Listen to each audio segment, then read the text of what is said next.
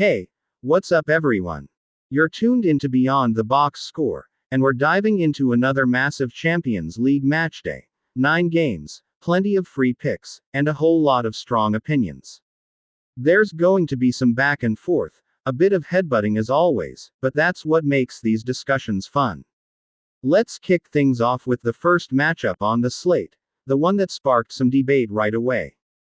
Bilbao versus Elche. Now, let me throw some numbers at you. Elche had 12 shots to Bilbao's 3, 4 on target to just 1, 67% possession to 33%, fewer fouls, fewer yellows, better pass accuracy, nearly triple the passes, and more corners, 6-2. On paper, it looked like Elche were clearly closer to scoring. The stats tell a story of dominance, but the game just never clicked for either side. Neither team could finish. Still, if one deserved it, it was definitely Elche. Moving on to the next one, Qarabag have been electric lately. They've won 2 straight in the Champions League, sitting comfortably with 6 points already. And honestly, when you look at how this format works, 8 or 9 points pretty much guarantees a top 24 finish. Some might argue otherwise, but statistically, you hit that range and you're moving forward. I like both teams to score here because Bilbao at home will push hard, especially on a Champions League night, but Qarabag thrive in these environments, they live for these matches. Even money on both teams to score feels like solid value. Same pick here again. Qarabag just know how to find the net. And for a player prop, Nico Williams to score or assist at -143 looks good value, especially now that he and his brother should both be back in the starting 11 after recovering from injury. Next, Galatasaray vs Bodo Glimt, a tricky matchup but with a clear pattern. One thing about Bodo is that they're a completely different team away from home. They dominate in Norway, on their turf, in freezing wind, catching visitors off guard. But now they have to go to Turkey, one of the hardest away environments in Europe. The atmosphere will be intense, and it's a totally different challenge. I like Galatasaray first half moneyline at even money. They can come out hot and use that crowd energy early.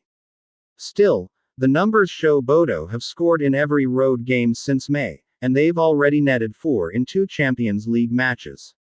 Galatasaray aren't known for their defense, home or away. So both teams to score an over 2.5 goals at -145 makes sense.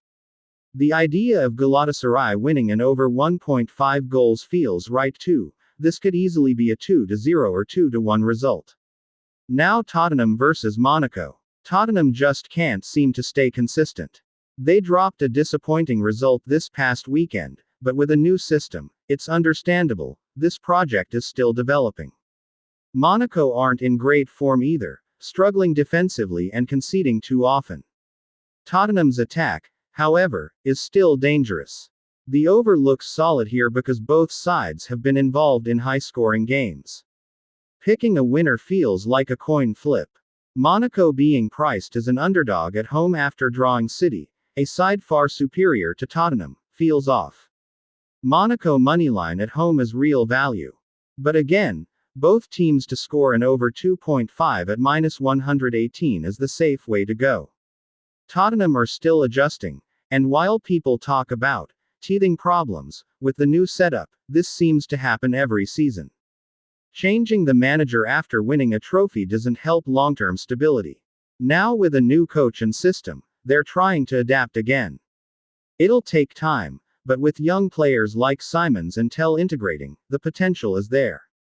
Atalanta vs Slavia Prague is next. Atalanta are a tough team to read. Dangerous but inconsistent.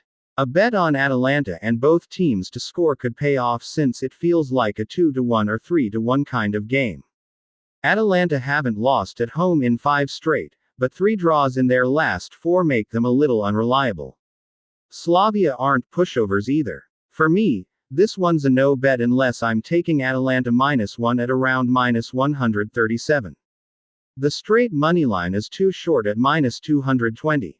Chelsea vs Ajax follows. Ajax are really struggling this season. 1 win in their last 6 games and defensive issues everywhere. They lost the Dutch title on the final day last year and haven't recovered. Chelsea, meanwhile, are getting results. Wins over Benfica, Liverpool, and Nottingham Forest, 1-0, 2-1, and 3-0 respectively, show they're finding rhythm. Ajax have drawn 4 of 9 league matches, and that inconsistency has carried into Europe where they're bottom of their group, no goals scored, 6 conceded.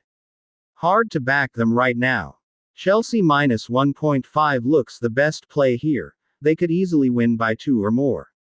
Ajax might finally get on the scoresheet, though, considering they're one of only 2 teams yet to score, along with Olympiacos. Both teams to score has value too, but Chelsea over 6.5 shots on target feels like the safest angle since they'll dominate from start to finish. Next, Liverpool traveling to Frankfurt. A rare 4-game losing streak for Liverpool, something that hasn't happened in years. Frankfurt aren't in great form either but are still finding ways to score. I'm not in love with this match, but Frankfurt to win either half at plus 160 makes sense. Liverpool have been shaky for full games, often collapsing for stretches. This feels like a 1-1 or maybe 2-1 type of match. It's worth noting that nearly 90% of Liverpool's matches this season have had goals after the 80th minute, so a late goal live bet could be another angle. But pre-game, Frankfurt to win either half offers the best value. Now, who's underperforming for Liverpool? The easy answer might be Salah, but there's more to it. Cody Gakpo has scored in 5 of his last 6 games, but overall creativity has been lacking. The issue is the front setup. Salah has been forced into form he doesn't have right now. Darwin Núñez isn't producing consistently either. The midfield lacks fluidity. Andy Robertson's absence has also been massive. His attacking runs and crossing were crucial, and Milos Karius hasn't filled that role.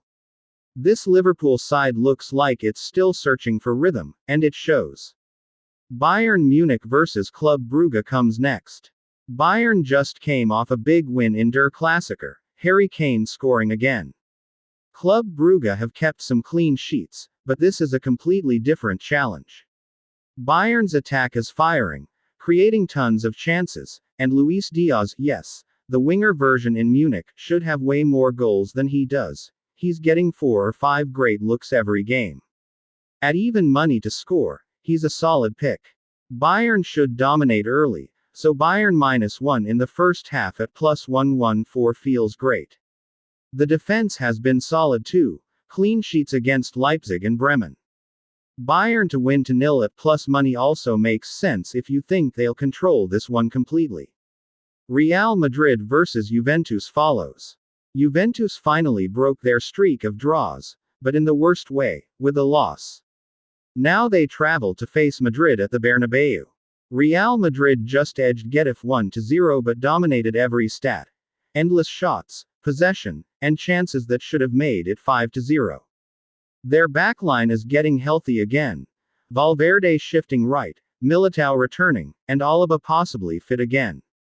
Vini Jr. is having the best season of his career in terms of goal contributions, and Mbappé's thriving in the Champions League as usual. Madrid -1 looks like the move. Juventus should still find a goal, though, both teams to score feels fair, maybe a 2-1 or 3-1 final.